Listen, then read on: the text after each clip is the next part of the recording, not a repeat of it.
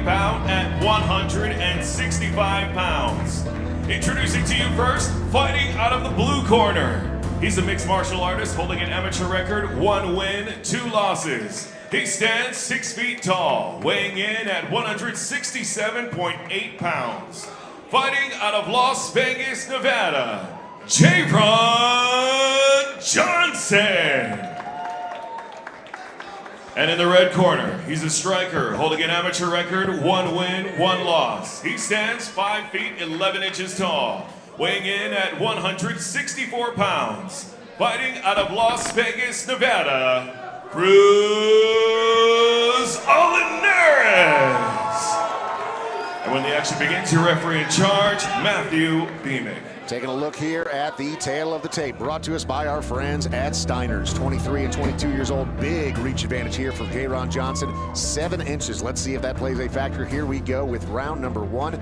3 minutes on the clock for this one at Tuff-N-Uff 145. I tell you what, a 77-inch, that is insane. Wingspan, man. Literally, man, that's coming from a guy that has a 67-inch reach. Yeah. You know, imagine fighting a guy with a 10-inch reach advantage. That's just insane. Southpaw versus orthodox right here. Let's see if Jarron uses his reach. Both jockeying for position in the center of the cage. Cruz Olinares, nice combination there. Cruz looks really composed thus far. 30 seconds into this first round. Oof.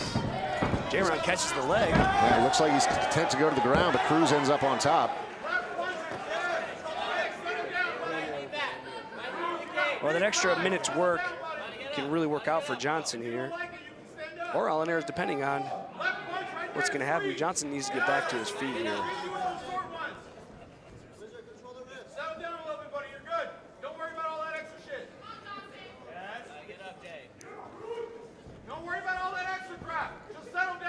Olinares, good control on top. He has his wrist control over here on the left side, trying to put his knee on top. I'd like to see him start doing some damage here.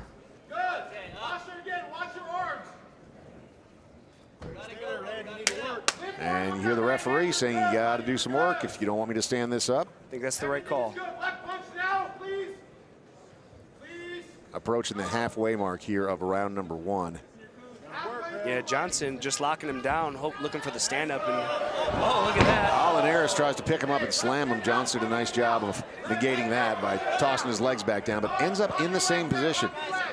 About 80 seconds here in round number 1, and Olinares looking to create some space. Yeah, it looks like he was able, when he picked him up, he got to half guard here. Much better position for Olinares. So if he can get that backside wrist right and start doing some damage with that left hand. Johnson comes up to his elbow. That's going to be a mistake, and Olinares is going to be able to fish behind him and get that backside wrist ride. Such a dominant position. You're seeing it more and more at the highest level. Instead of guys going to side position, they're staying in half guard and fighting for that backside wrist ride. Johnson's grabbing that arm to not get punched in the face, but right now Olinares doing a good job of controlling. Is cut. Olinares looks like he's cut somehow. Not sure where the cut happened. Might have been a glancing headbutt or something. I didn't see any punches land. How about you, Dave? I did not. Yeah, so interesting. It's likely something from a clashing of the heads, but we'll dig into that in just a moment. Final 30 seconds here of round number 1. Olinares remains in top position, and that crossface just has got to be so uncomfortable. Oh, man, the pressure. Has him on top. He's doing damage. That elbow, that forearm in his face. Got guard back, but not going to do enough. It'll be interesting to see. Olinares doing a nice job here. Johnson pushes him off, but able to mount some offense. Oof. Big kicks to the legs. Final seconds here of round number 1, and Olinares isn't done yet. Whoa, that ended fast. I'll tell you what, Olinares has a nasty cut on his left eye. It's dripping. We'll take a look at that when we come back for round number 2. This is a fun one. And Olinares somehow got a cut the doctors are looking at right now.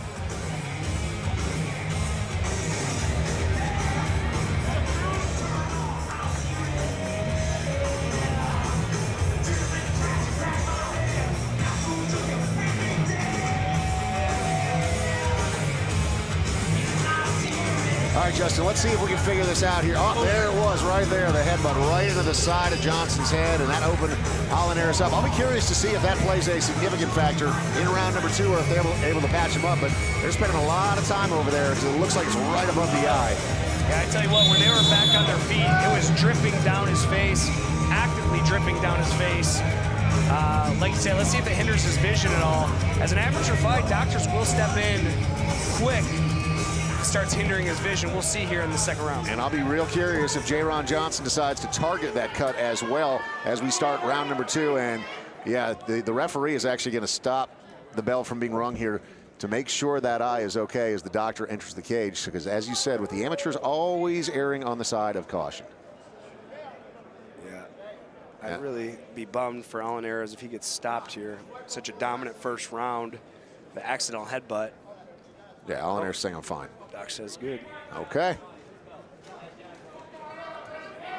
But perhaps an opportunity here for Johnson with a long reach at 77 inches. Here we go, round number 2. Johnson needs to stop circling to his left. He needs to go to his right. Start circling to his right. Start throwing that right hook to really start affecting that eye. Circling to his left, he's actually putting himself away from that eye. And if I was him, I'd be targeting that for sure. Looking for like a right hook, like a 3-2 action.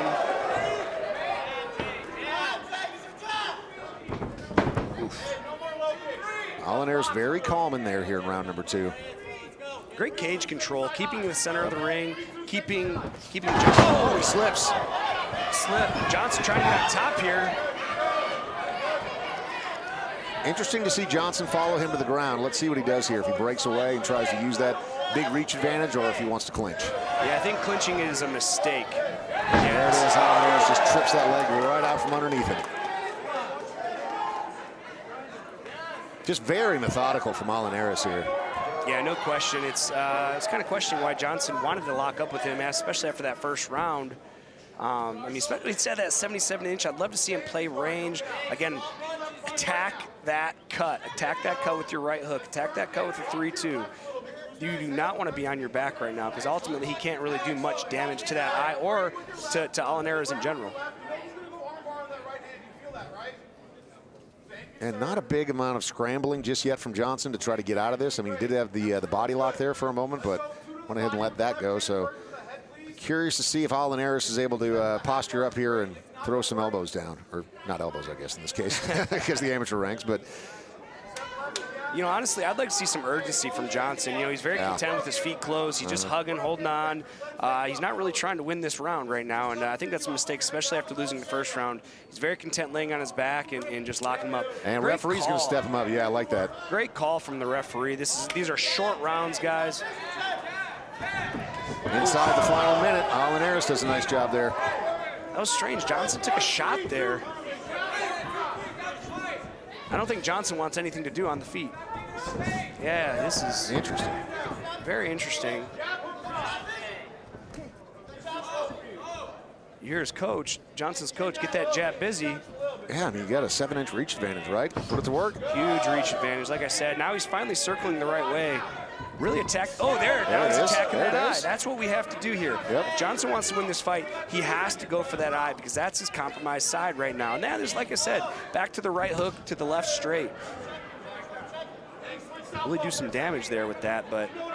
Final 15 seconds here of round number 2, and Olinares continues to stalk. Inside the final 10, Olinares with another inside leg kick. He's hurting Johnson. I just saw Johnson's wince. All right, competitive round number 2. We got our third and final round coming up next from Tuff-N-Uff 145 in Las Vegas. Thursday, July 17th, Tuff-N-Uff returns to San Diego, California. Former Tuff-N-Uff champion Jamie Siraj returns to the cage. That's a fighter right there. But a threatening Peruvian, Marlon Gonzalez, stands in his way. Both guys bring the action. Both guys are super aggressive. Both searching for the summit of the featherweight division. Live from the Observatory North Park and only on UFC Fight Pass. Tuff-N-Uff 146. We're in for a treat, baby. All right, take us into it, Justin. If you're the corner of Jarron Johnson right now, what are you telling him?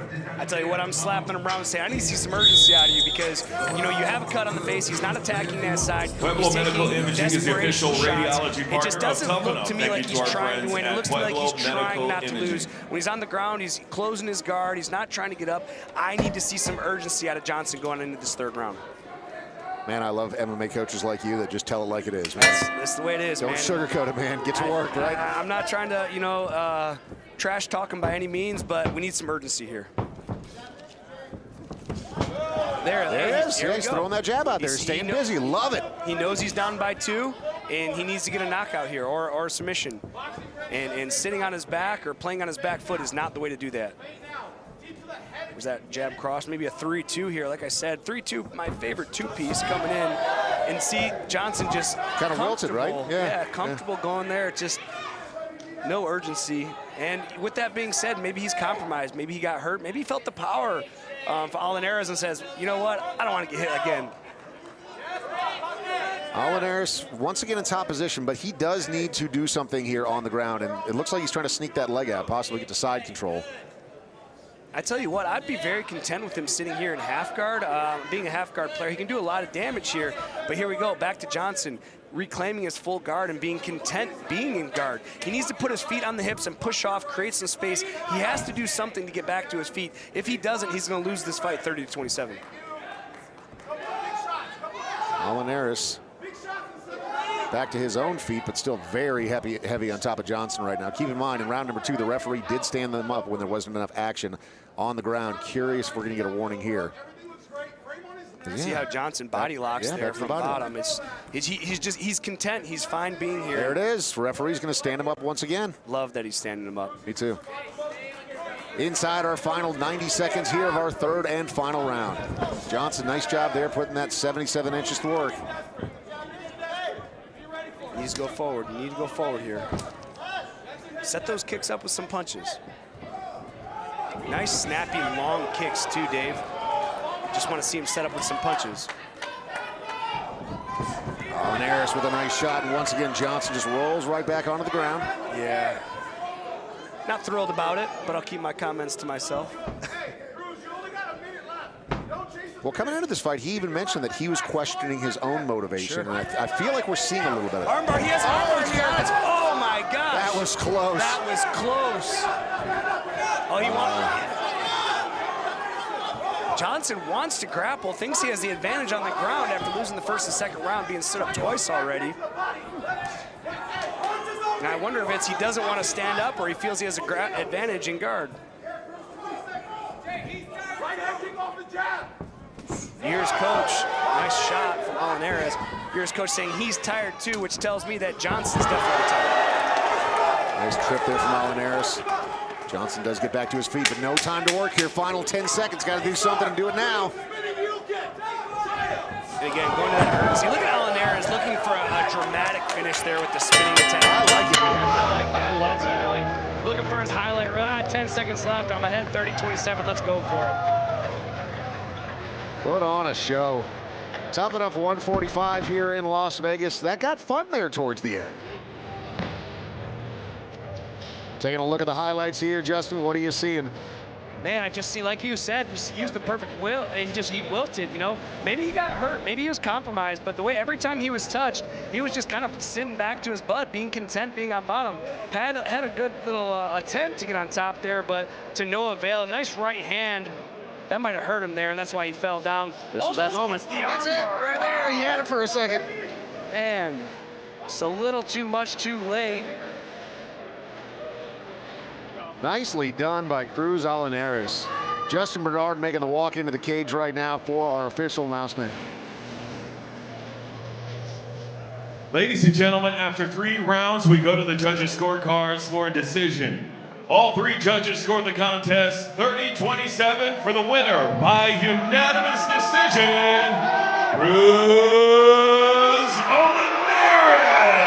Dominant performance by Cruz Olinares. 30-27, clean sweep across the board. Very nicely done. On the ground, standing up, seemed to have the advantage everywhere, and an excellent game plan. Fought through that cut, still got it done. Nicely done here at Tuff-N-Uff 145.